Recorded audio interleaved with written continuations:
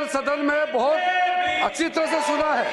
गृह मंत्री जी ने बहुत साफ शब्दों में बाबा साहब भीमराव अंबेडकर जी के बारे में हमारा श्रद्धा का भाव को प्रकट किया था और साथ साथ में ये बताया कि बाबा साहब अंबेडकर के जीते जी कांग्रेस पार्टी ने अंबेडकर जी का कैसा अपमान किया और बाबा साहब को जीते जी और बाबा साहब परिनिर्वाण होने के बाद भी इतने साल तक कांग्रेस पार्टी ने भारत रत्न से नहीं नवाजा गया और साथ साथ कांग्रेस पार्टी ने बाबा साहब को इंसल्ट करके 1952 में बाबा साहब को चुनाव में षड्यंत्र के तहत बाबा साहब को हराने का काम कांग्रेस पार्टी ने किया है।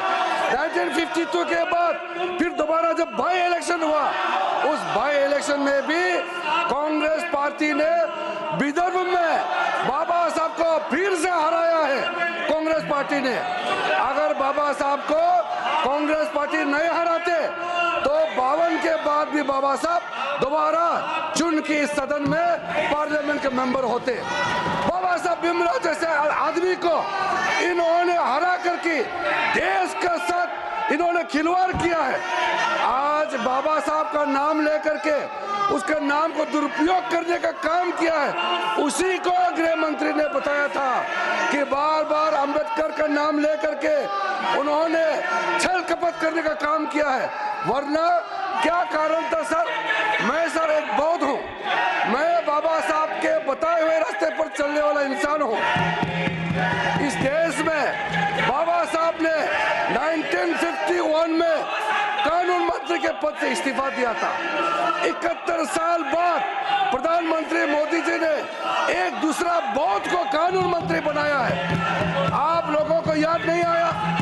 मोदी सत्य बाबा साहब भीमराव अंबेडकर के बताए हुए रास्ते पे हम लोग चलते हैं, आप लोग नहीं चलते हैं। सर ये लोग ढोंग कर रहे हैं, मैं कड़ी आपत्ति करता हूँ। बाबा साहब का नाम को वोट बैंक के लिए जो दुरुपयोग कर रहे हैं, इसको मैं निंदा करता हूँ।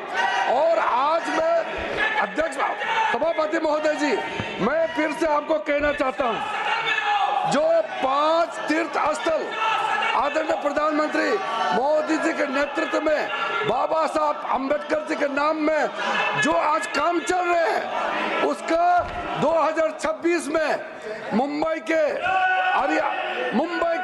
अरेबियन सी के अरब सागर के तट पर 450 फीट का जो ऊंचाई मूर्ति बन रहा है, वो मूर्ति बनने के बाद आप लोग को पता चलेगा कि 5 तीर्थ स्थल बाबा साहब के नाम में मोदी जी ने कैसे बनाया है।